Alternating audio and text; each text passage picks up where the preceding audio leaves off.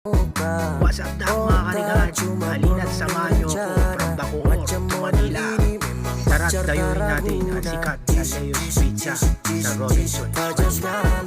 Naniniwala ba kayo na sa murang halaga ay may enjoy nyo ang sarap ng pizza, spaghetti, chicken at fries? Dito lamang yan sa Leo's Pizza. Ang Leo's Pizza ay nagmula sa Europa at talagang sumikat ito sa Korea. Ngayon nandito na siya sa Pilipinas at talaga naman dinudumog at pinupuntahan ng mga mamimili.